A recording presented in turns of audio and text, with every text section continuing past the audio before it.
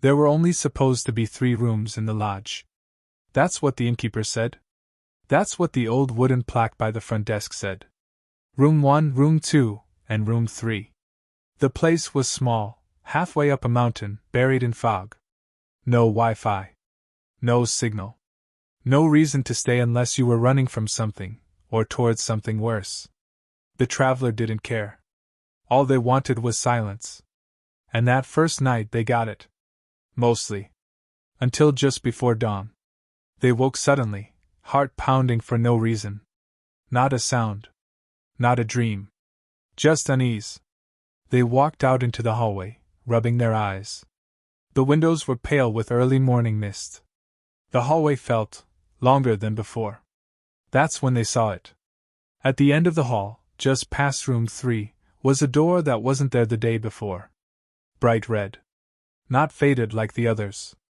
Not dusty or chipped. It looked new. Vibrant. Polished like someone had painted it that morning. No number. No handle. Just a faint, pulsing warmth, like the door itself was breathing. The traveler stared at it, heart thudding. Then the hallway light flickered once. And just like that, the door was gone. As if it had never been there at all. The traveler didn't mention the door at breakfast. Not right away. They sat in the small dining area, the only guest up this early, sipping bitter coffee from a chipped mug. The fog outside pressed against the windows like it wanted to come inside. The innkeeper, a gray-bearded man with eyes that looked like they hadn't closed in days, shuffled in holding a tray of toast. The traveler looked up. "Hey, question." They hesitated. "How many rooms are in this place?" The innkeeper froze. Just for a second. Barely noticeable. 3, he said flatly. Been 3 since my father built the place. I could have sworn. I saw a red door down the hall. Right before sunrise. The tray tilted slightly in his hands. A slice of toast fell to the floor, face down. He didn't pick it up. Instead, he slowly set the tray down, leaned against the counter, and looked at the traveler like someone deciding whether to tell the truth or not. "You didn't see that door," he said finally. "But if you think you did, listen close." His voice dropped to a whisper. "Never open the red door at dawn. No matter what you hear. No matter who's behind it. Understand?" The traveler blinked. "Why?" The innkeeper didn't answer. He just looked away, his eyes distant. "You'll stay longer than you meant to," he said quietly. "Or you won't leave at all." Then he walked out of the room, leaving the toast on the floor. That night, the traveler couldn't sleep. They kept replaying the innkeeper's voice in their head. "Never open the red door at dawn." Not, "Don't go near it." Not, "Stay away." "Don't open it." Which meant, didn't it? That the door would be there again. That it might even try to open. Around 4:45 a.m., something woke them. Not a noise exactly, more like a feeling. A sudden sharpness in the air. The kind of silence that's louder than sound. They sat up, skin prickling, and that's when they heard it. Scratch. Scratch. Scratch. Not on their door. On the one at the end of the hall. The red one. The traveler froze. The scratching was slow. Rhythmic. Almost lazy, like whoever, or whatever, was behind it wasn't in a hurry. It knew it had time. Then came the whispering. So faint it was hard to tell if it was real or imagined. Like words carried on wind that wasn't blowing. But one word came through clearly. Their name. Not shouted. Not pleaded. Spoken. Soft. Familiar. It wasn't a voice they recognized, but it knew them. Knew how to say their name in that way only someone close could. They stepped toward the door, almost without realizing it. Feet bare on creaky wooden floorboards. The red door was there. Glowing faintly at the edges. Still no handle.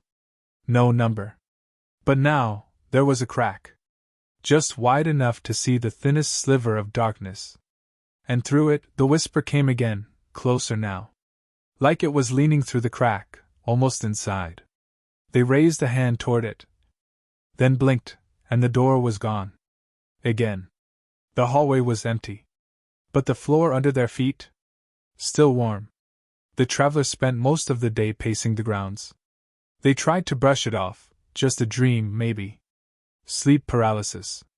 A half-waking hallucination. But the floor had been warm. And they could still hear the way that voice whispered their name, soft and careful, like it was remembering them. By sunset, they gave up pretending. Someone else had to have seen it. At dinner, they found another guest sitting alone near the fireplace, a woman in her 40s, reading a weathered novel. She wore a scarf even indoors and had the kind of quiet posture that suggested she didn't speak unless spoken to. The traveler sat down across from her. "Do you ever hear things at night? In the hallway?"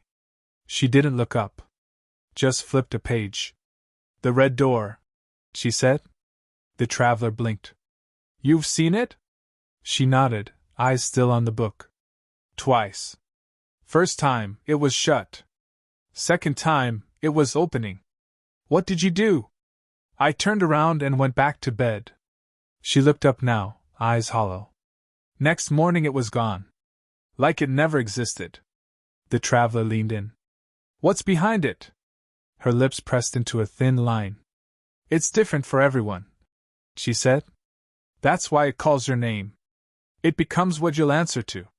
She closed the book, stood, and placed a hand on the traveler's shoulder. "I'm checking out tomorrow. My advice?" She leaned closer. Her voice barely a breath. "Don't let it speak twice." And with that, she walked away. The next night, the traveler didn't sleep. They waited. Sitting in a chair by the door of their room, lights off, heart thudding with anticipation and dread. They didn't want the red door to come back, but some part of them, deeper and more reckless, needed to know. At 4:57 a.m., it returned. No sound. No warning. Just a change in the air. The hallway stretched again. The shadows deepened. And there it was. The red door. Only this time, it had a keyhole. Small. Brass. Ancient. Against all sense, the traveler approached it. They crouched, breath tight, and placed their eye to the keyhole. What they saw made their blood run cold. Inside wasn't a room. It was their childhood bedroom. The faded Star Wars posters. The broken dresser. The stuffed bear with a missing eye. And there, lying on the bed, was themselves, maybe 8 years old. Sleeping peacefully. A woman sat at the edge of the bed. Singing softly. Their mother. The traveler gasped and pulled back, tears pricking their eyes. They looked again. Now the room was burning. Smoke curling across the ceiling. Flames licking the bedspread. The child self was still asleep. And the mother was gone. The traveler staggered back from the door. It was still shut. Still glowing faintly. And behind it, the scratching had started again. But this time, it was faster. More eager. The traveler began to notice something new. It started the morning after they looked through the keyhole. The clock in the hallway, an old wooden thing with a brass pendulum, was off. It read 6:02 a.m., even though the sun was already high in the sky. By the time they got back to their room, the clock on their phone had jumped to 10:19. They hadn't been outside longer than 5 minutes. That afternoon, while walking past the red door's usual spot, they blinked, and the sky went from afternoon blue to near dusk. They checked their watch. 4 hours gone. But the strangest moment came that night. Just after 3 a.m., they stepped into a hallway to grab tea from the kettle station near the stairs. As they passed the spot where the red door usually appeared, the world seemed to slow down. Their footsteps echoed longer. The air felt thick, like walking through molasses. They turned and looked over their shoulder. And the red door was already there. No sound. No warning. But this time, it looked different. The paint was chipped. The wood rotted. And for the first time, there were scratches on the outside of the door. Long, deep claw marks. Like something inside had tried to claw its way out. Or like someone had tried to get in, and been stopped. They reached for the wall to steady themselves and realized. The hallway clock had no hands anymore. Just a spinning brass dial, circling endlessly. No past. No future. Just this moment. Right before dawn. That night, the traveler didn't wait. They woke up at 4:58 a.m. with the kind of certainty that doesn't ask permission from logic. Something in their chest told them. It would be there. And it would be open. They stepped into the hallway. It was still dark, but the shadows moved strangely, as if the walls were breathing. The red door stood at the end. Already ajar. No whispering this time. No scratching. Just a slow, deep humming sound, like wind blowing through a tunnel that had no end. The traveler hesitated. 1 step. 2. They reached the door. From inside, nothing but black. Not dark like night. Dark like the absence of everything. It looked alive. Liquid. Like it would stick to your skin if you touched it. And then, the sun touched the horizon. Dawn. The exact moment the innkeeper warned them about. The red door slammed open, not shut. And the blackness inside rushed outward, like it had been waiting for this 1 second of weakness. The traveler didn't run. Didn't scream. They stepped forward. 1 foot inside. And the door snapped closed behind them. Darkness. Thick. Heavy. Pressed against the skin like damp velvet. The traveler floated, or maybe stood still. It was hard to tell. There was no floor. No ceiling. Just a sense of inside something vast, and watching.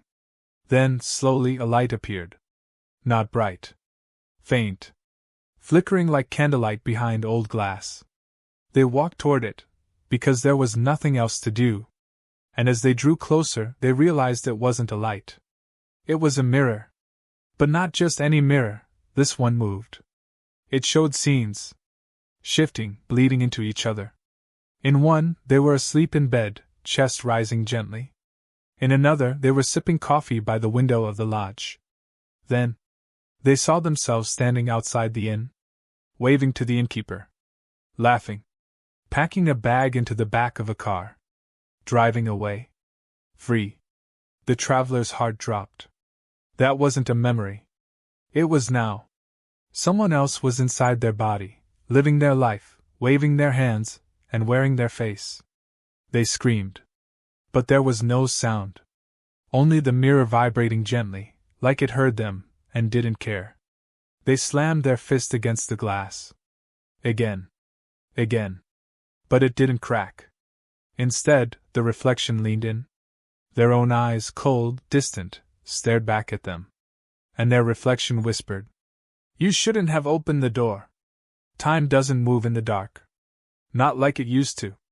There is no night, no day, just the endless echo of footsteps on a hallway that doesn't end." Mirrors stretch across the walls now. Some cracked. Some fogged. And in each one, the traveler sees glimpses of their life, like memories stuck on repeat.